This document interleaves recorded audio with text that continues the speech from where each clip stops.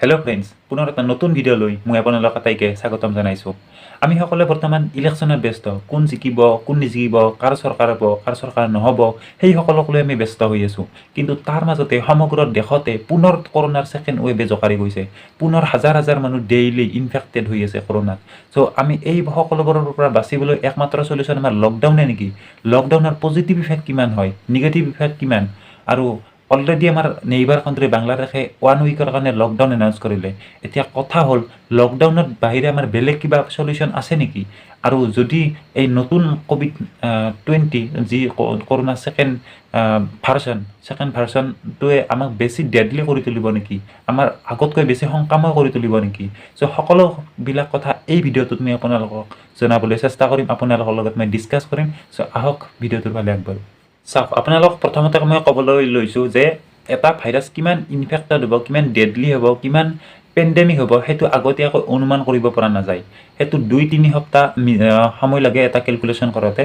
চ' বাৰু যিকোনো হওক, আমাৰ ভাইৰাছ যিহেতু ছেকেণ্ড ৱেভ আহিছে, ছেকেণ্ড ৱেভ আমি যদি আগৰ তুলনাত আমি ক'ব যাওঁ, এইটো বেছি ইনফেক্টেড আগৰ তুলনাত। কিন্তু ইয়াত যিটো ডেথ ৰেট আছে, ডেথ ৰেট বৰ্তমানলৈকে এইটো লিমিটৰ আছে আৰু সেইটো আগৰ তুলনাত বহুখিনি কম।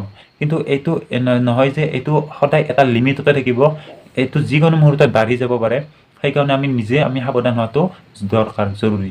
কিন্তু আমি ভাৰতৰ বাহিৰত বাদ দি বাকীবিলাক কাউণ্ট্ৰিৰ কথা যদি ভাবোঁ, তেনেহ'লে তাত বেছি মাৰাত্মক ৰূপ লৈছে ছেকেণ্ড ৱেভ কৰোণাই।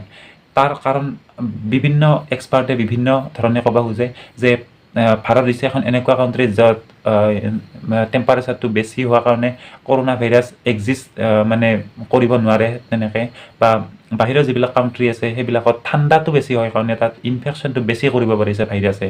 কিন্তু একচুৱেল যিটো কেলকুলেশ্যন সেইটো এতিয়াও কোনেও ক'ব নোৱাৰে।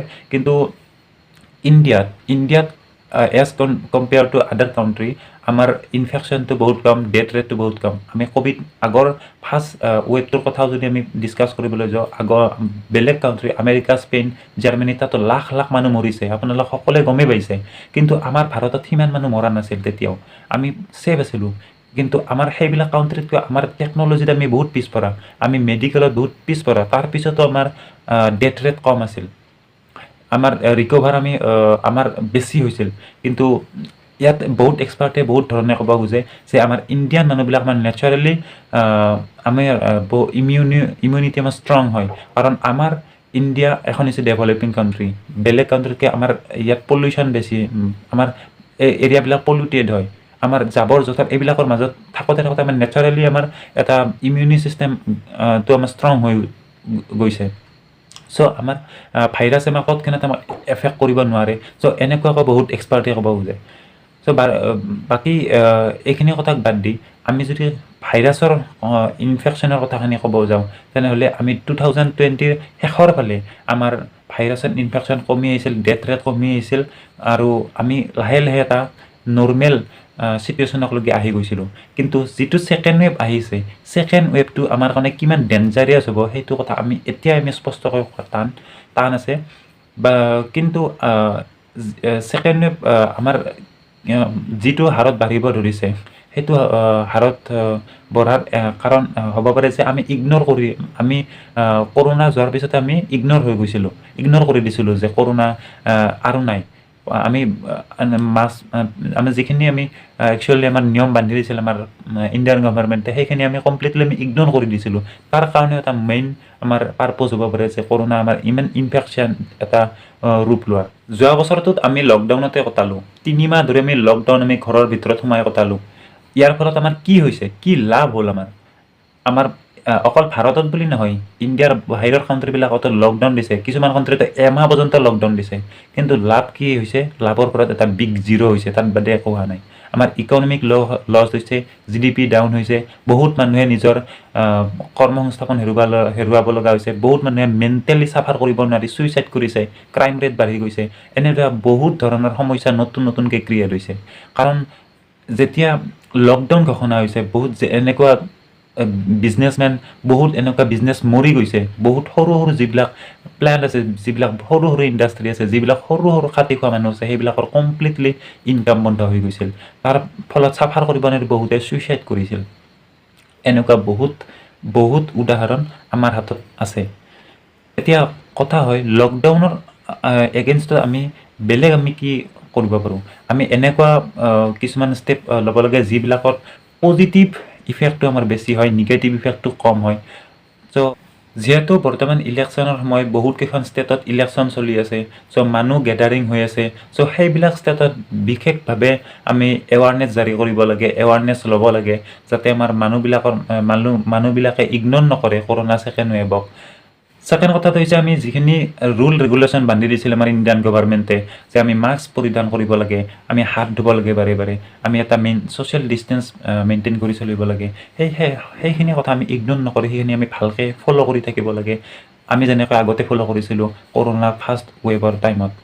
আৰু এটা মোৰ পাৰ্চনেল অপিনিয়ন কৈছোঁ, এটা মই পাৰ্চনেল ৰিকুৱেষ্ট কৈছোঁ, আমাৰ যিবিলাক পলিটিকেল কেম্পেইনিং হৈ আছে, য'ত বহুত মানুহে একেলগে গেডাৰিং কৰি আছে পলিটিকেল পাৰ্টিবোৰে, সেইটো বাদ দি পলিটিক্সৰ কথা অলপমান ছাইডত থৈ অলপ ৰাইজৰ লাইফৰ কথা যাতে ভাবে।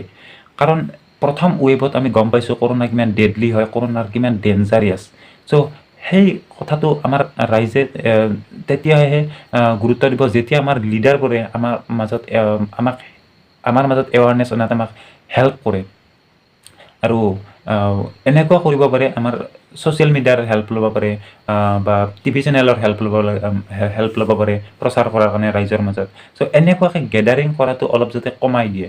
প্ৰথম কৰোণাৰ সময়ত লকডাউনত হোৱা ক্ষয়ক্ষতিৰ পৰিমাণ বৰ্তমানো ৰিকভাৰ কৰিব পৰা নাই। বহুত মানুহ বৰ্তমান এতিয়াও জবলেছ হৈ আছে। আৰু গ্ল'বেল ইকনমি এতিয়াও আমাৰ ৰিকভাৰ কৰিব পৰা নাই। যদি আৰু পুনৰ লকডাউন হৈ যায় তেতিয়াহ'লে আৰু বহুত এনেকুৱা ঘটনা আমি দেখিবলৈ পাম যিবোৰ আমাৰ একদম আগতকৈ বহুত সাংঘাতিক হ'ব পাৰে। কাৰণ অলৰেডি লাখ লাখ মানুহে নিজৰ জব হেৰুৱাইছে।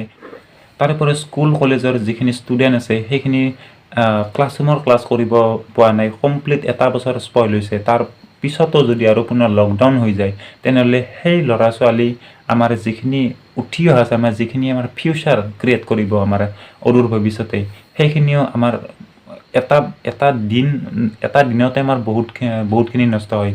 কিন্তু তেনেকৈ যদি এটা বছৰ আৰু এটা যদি বছৰ তেনেকুৱাকৈ যদি নষ্ট হয় তেনেহ'লে বৃহৎ এটা ক্ষতি হ'ব। চবচে ইজিকৈ ল'ব পৰা ষ্টেপটো হৈছে আমি যেনেকৈ আগৰ COVID-19 ফাৰ্ষ্ট ৱেভ আহোঁতে আমি ফ'ল' কৰিছিলোঁ, মাস্ক পিন্ধা, চেনিটাইজাৰেদি আমি হাত ক্লিনিং কৰা, আমি কিবা এটা বস্তু খোৱাৰ আগতে হাত ভালদৰে ধোৱা, এইবিলাক আমি নিজে মেইনটেইন কৰি ৰাখিব লাগিব। আৰু ছেকেণ্ড কথাটো হৈছে যিবিলাক ঠাইত মানুহ বেছিকৈ গেডাৰিং হৈছে তাৰ পৰা নিজকে আমি কেনেকৈ আঁতৰত ৰাখিব লাগে সেইটো আমি নিজে নিজৰ ফালৰ পৰা আমি ষ্টেপ ল'ব লাগিব। আৰু যাতে বেলেগে আমাক দেখি ফ'ল' কৰে সেইটো বস্তু, তাৰ প্ৰতি নিজে প্ৰথম নিজৰ পৰা ষ্টাৰ্ট কৰিব লাগিব। নিজে যেতিয়া আমি সাৱধান হ'ম, মোক দেখি আৰু বাকী চাৰিটাই সাৱধান হ'ব, সেই চাৰিটাক দেখি আৰু কোনোবা চাৰিটা সেইখিনি ফ'ল' কৰিব ট্ৰাই কৰিব। চ' এনেকুৱাকৈ আমি আমি নিজে কৰোণা ছেকেণ্ড ৱেভক আমি নিজক আমি প্ৰটেক্ট কৰিব পাৰিম। ভিডিঅ'টো যিমান পাৰে শ্বেয়াৰ কৰিব আৰু লাইক কৰিব, যাতে এই কথাখিনি বেলেগেও গম পায় আৰু আপোনাৰ জৰিয়তে আৰু 10জনে গম পায়। চ' আহি থকা নতুন ভিডিঅ'ত পুনৰ লগ পাম।